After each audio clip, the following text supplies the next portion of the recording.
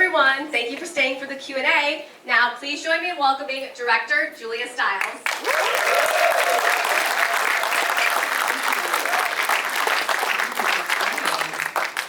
So I'll start by asking a couple questions, but then I'm going to open up to the audience, so start thinking of your questions. So I know that at the top, when we did the intro, you spoke a little bit about how, someone slid into your DMs from the eventual cast to tell you about this book. How did it get from being an idea, in your DMs to actually you directing this film? So as I said, I had a visceral response to the book. I could totally see it as a movie. I asked if I could write the adaptation because I knew that was like the first step in visualizing the film as a director.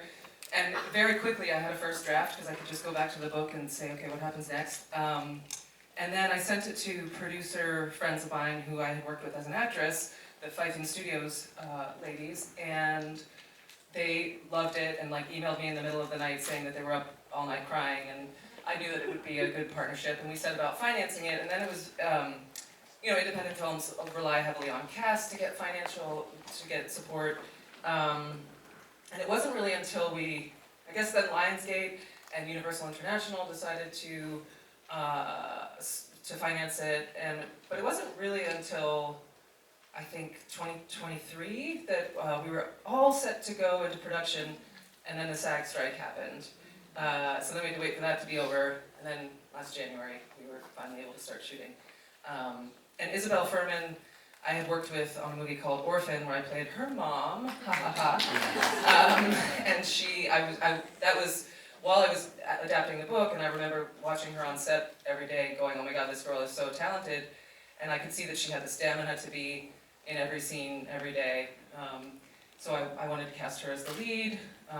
Kelsey Grammer I had worked with before, and I begged him to come and play the part of the dad, and I was like, I'll write a scene for you where you're singing opera, because I knew that he had a really beautiful voice, and that took a bit of convincing, but he said yes.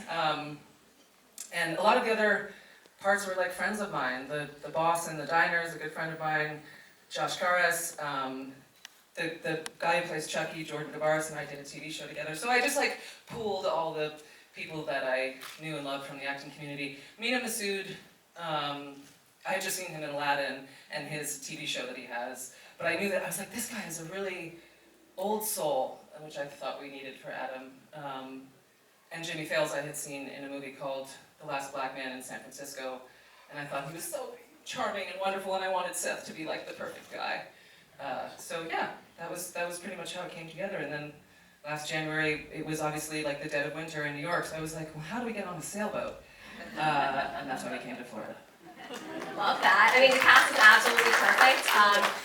You adapted the script. Did you know when you were writing the script, or when you were pretty in the process, that you wanted Isabel as the lead, or is that something you realized a little afterwards? I mean, I was writing the first draft while I was on the set of Orphan, so I definitely was watching her going, oh, this could be really great. I was also doing my acting job, but it was the height of COVID, so we had so much downtime and we weren't allowed to socialize or do anything, so I had a lot of free time.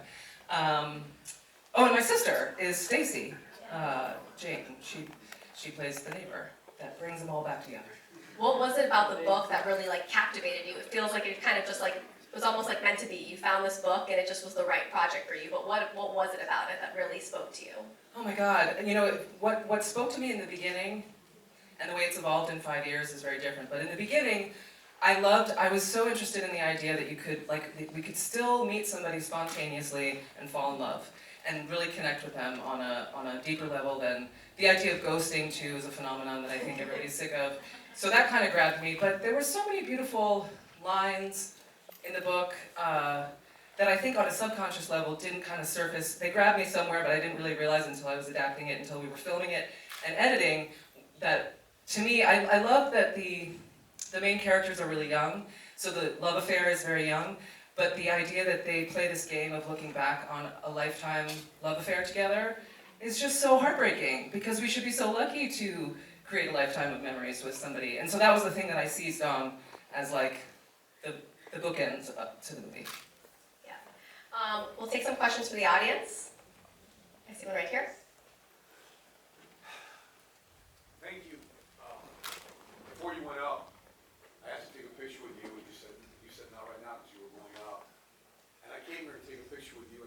said yes, I would have left. As I saw the movie, I have a sister, and growing up, everyone would tell my sister that you look just like Julia Stiles. And I've done some terrible things, hurt a lot of people throughout my life. And watching the movie, it's been over 2 decades that I've had a relationship with my sister. And as I'm watching the movie, I realize that we don't have time. We keep making excuses instead of taking moments and making memories. And the odd thing is, my sister's name was named after my grandmother, pronounced Julia. Her name is Julie. So thank you for this and for inspiring me to now try and mend things with. Thank you. First of all, thank you for staying, and honestly, the only reason, I just had to get the movie started, so apologies for Yeah, that. but we were rushing her in. But here. I'm glad that you stayed, and I'm really glad that you were moved by it. I mean, that's what I tell people all the time when they ask me, do you want to be an actress, do you want to be a director, what do you want to do? I just want to make films that make people feel something, and I think that's what we all need now, and it's so special to see like projected on a big screen, because we're all in the same room together. It's kind of forced to put our phones down and have the same experience. And I think that's like the campfire. We need that. I think one of the other powerful things in the film that I was focused on highlighting was the power of imagination and storytelling. I mean, that's what she does. Like, when you finally realize that they've been in the hospital the whole time, she took him on this wonderful, lovely, special journey, and it was all in their imagination. It was all just a story she was telling him. Right here? Yeah. Hi. Thank you so much for such a beautiful film. Congratulations. Thank you. Now that you've directed, for the future, will you be more inclined to be behind the camera than in front of it, even though, or maybe find a balance, because we would really love to see you in front of the camera? Oh, thank you, yeah. Yeah, I mean, that's an ongoing question for me. I think they go hand in hand. I mean, I would love to be able to have a career as an actress and a director. It takes so much longer, and it's so much more work and so much more of a time commitment to direct a film. And I would definitely love to direct another one, but I know that's going to be a longer term process, and so in the meantime, yeah. And I learn so much when I get back on a set and I'm in front of the camera. I learn so much just watching directors and being with other actors, and then I get to go, it's a wrap, peace. Did you find that, as, you know, obviously having started as an actor, did you find that there was like a kind of benefits to that when you were directing? Because obviously, you know what it's like to work with actors, you know what actors need, you know what you feel like you need as an actor. How did you kind of bring that experience into directing? I swear, I think that I did all the things I swore I would never do with the actors. Like, all the things that I hate that directors do, I ended up doing them. I was really comfortable with the technical stuff, where to point the camera, production design, lighting, you know, all the visuals, all that. And then when it came to the actors, despite my best intentions, because I had these intentions of like, I'm going to give them so much space and freedom to discover it and rehearse, and I'm not going to come in and then you don't have time, so you're literally like, you have a shorthand, which is like, do it faster. Just do faster. No, happier. More sad. More sad. Okay, go again. But they, no, I mean, they were great, and I think that we had a really, by the time we finished filming, I feel like Isabel and I had like a shorthand where I didn't even really need to say anything. She just was kind of already embodying this character. And I also very quickly realized, like, oh, you had these words and this dialogue in your head for years while you were writing it, that you're expecting it to sound a certain way. You have to let the actors, you know, deliver the lines their own way. So I stopped getting line readings, which is good. Hi. So you said that was your real sister in the movie? Yeah. Oh. Yeah, that's cool. It was amazing. It was so good and so sad at the same time. The music in the movie, did you have any input on the music? Because I noticed, like, I just saw a new Netflix Life List, and it had the Call Me Stacy song, and sometimes in movies you'll have a song that sort of you remember the movie with the song, but this one sort of, I saw there were music people at the end on the credits, but it sort of had maybe a certain vibe or a certain tone. Did you have? Yeah, thank you for asking. That was one of my favorite parts. I absolutely loved putting music to the picture, and I had a playlist of songs that was in my head, and on my commute to work and everything that was in my head, I would visualize. So the sequence when she walks by the mural after he's died, by the brick wall, and then she walks back into frame, and it's very much timed to that song. That had been in my head while I was writing it, like for years. It's an artist, Nathaniel Rateliff, who I love. I've reached out to him. I was able to license all the songs that I wanted from my playlist because of the music supervisor, Jason Altschuler, because he just knew how to, beg, borrow, and steal and get within our budget all the songs that I really wanted. And then we had to get someone to compose the original score, which is all the music that you hear that's not like recognizable songs. Sometimes it's in the background, sometimes it really heightens emotion. To me, it's very much a character in the film, and that was composed by Vanessa Carlton. I don't know if you remember 1,000 Miles, and her husband John McCauley, who's in a band called Deer Tick. But Vanessa and I have been friends for many decades, and our careers kind of took off at the same time, and we have been friends through many walks of life. But I think she's an amazing piano player, obviously, and composer. And this is her first film. She had always said to me, I really am interested in composing score for film. So I was like, can you do mine?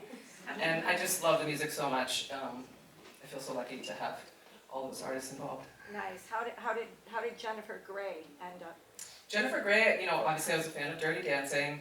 The casting director, suggested her. We had a nice Zoom meeting. She totally got the script and was like really passionate about it.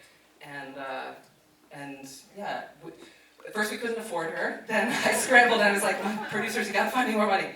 But yeah, she ended up doing it, and she brings such a force to the film, to that part too. Yeah, thank you. Who's been your favorite director to work with? What did he or she give you that you felt My favorite director to work with. I've been really lucky to work with so many interesting, wonderful directors who are all very different. And I think and I've worked with some jerks too. I think which you also learn from.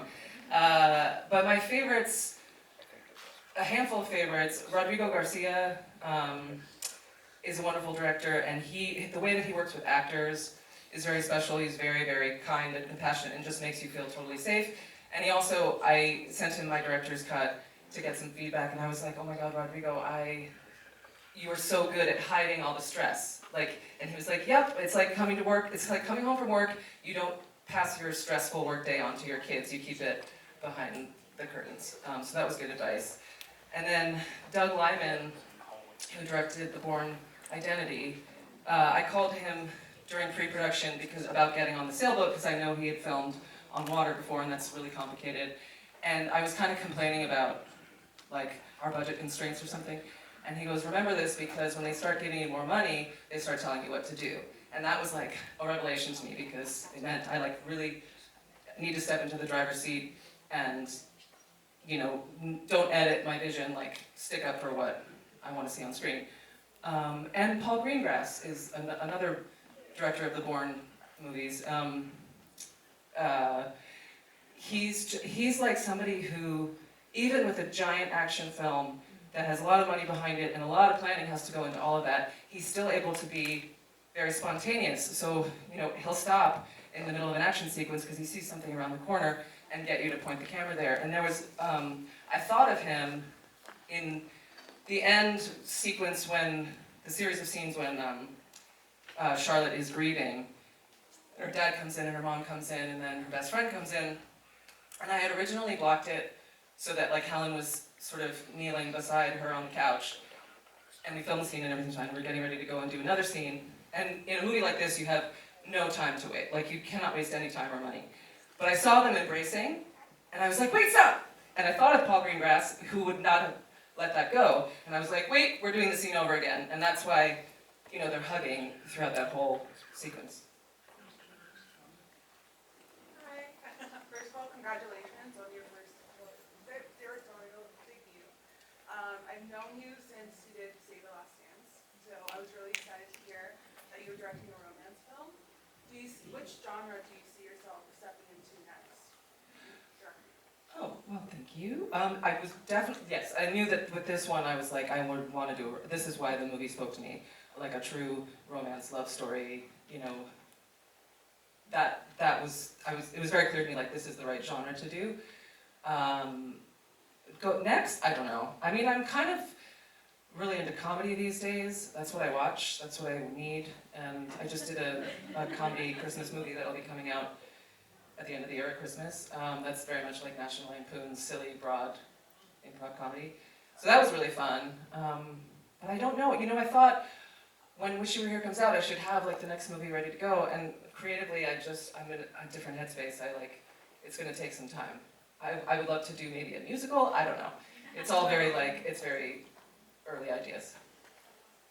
Yes. How has this new role as a director taught you anything about yourself? Oh, what have I learned about myself from directing a movie? Yeah, like, how's it taught you? I have learned that I can function on very little sleep. Yeah. And I was able to exercise like the part of my brain that's a little more logical and managerial as a director, which I enjoyed a lot. But yeah, I was surprised. I'm like, oh, okay, it doesn't feel good, but you can operate. You can still function on very little sleep. You can still be a boss. Way back there. I'm wondering what part of your career did you start feeling like you wanted to direct rather than act? Or, add that on to you? At what part of my career did I mean, it had been many years that I'd been kind of tempted by the idea, but probably didn't have the confidence or courage, or also just didn't really know what the story would be. I couldn't find the right story to help me step into that role. I mean, also along the lines of what I learned about myself is that as much as I love acting, and especially when you're working with a director that's very collaborative and you really believe in their vision, you believe in the story, it's great. But as you get older, you don't love being told what to do all day long. So I was happy to be like, oh, now I'm in the driver's seat, which is a lot of responsibility, but it's also really rewarding. Also in the back. By the way, it's weird. It's like, it feels like I'm watching your monologue in 10 Things I Hate About You. That's what I was gonna say. Wait, because I still get a little choked up when I speak in front of a crowd. And also this movie still chokes me up, even though I've seen it a bazillion times. It's directed, but it just feels like your hands were, like you were producing and just putting everything together on this. Yeah, I mean, I didn't do it alone. I mean, that's why the credits are so long.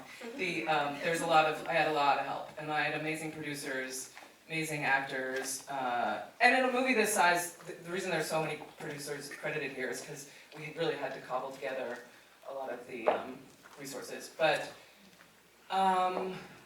yeah, I mean, thank you. I don't know. Yeah, it's my movie. I almost was like, I don't want a producing credit on it. I felt weird about seeing my name in that way. But then they were like, take it, and I was like, okay.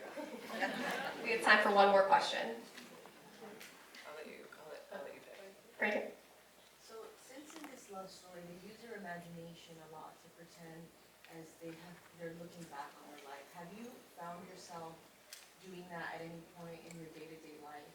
Almost like imagining of what Julie's life is or is to come, and how the way to act out in the movie. Oh, interesting. I get a little superstitious about that sort of thing. I don't like to, but I think the best things in my life I have thought of beforehand as a wish, and hoping, like manifesting, wishing and visualizing that thing to come true. Wait, I feel like there was one guy back here. I feel like as you're all the way in the back, you. Yeah, you. Me? Yeah. Really enjoyed the movie. I updated my letterbox. If anybody here wants to follow me, I'll follow back. Second. Oh, please do. Letterbox, y'all. Tell y'all friends. You can actually watch this on Prime or Apple TV, rent it and all that stuff. So it's better in the theater, so I'm glad that you came. I'm told I speak loud, but I love it, right? Okay. You were also originally not too long ago in a horror film. I was wondering, are you ever interested in directing a horror film? And then I have a second question, which is, you've been in romantic comedies, you guys directed romantic comedies, you've been in horror films, but why do you think it is that movie associations and award shows and whatnot, they never really nominate horror films or romantic comedies? Why do you think there's such a disrespect for those film genres? Oh, well, I don't really know. I don't understand how the whole awards thing works at all. Like, I don't actually have no insight into that. But I would say, what else was part of your question? Oh, horror movies. I'm a little bit squeamish about them. But the horror movies that I like, Orphan. I actually, when they sent me the script, I was like, I don't watch these movies. I don't want no. But it was so well written, and the twist and what my character. Usually, the character, especially the girl in the horror movie, is the victim, and I just like don't want to do that. But I got to play a more interesting character, so that was what was appealing to me. Romantic comedies, I don't know. You know, it's possible because romantic comedies and horror movies do so well financially that, I don't know. Honestly, I have no idea how the awards thing works. It's a whole political campaign thing that, I don't know. Thank you guys so much for coming out. That's the end of the Q&A.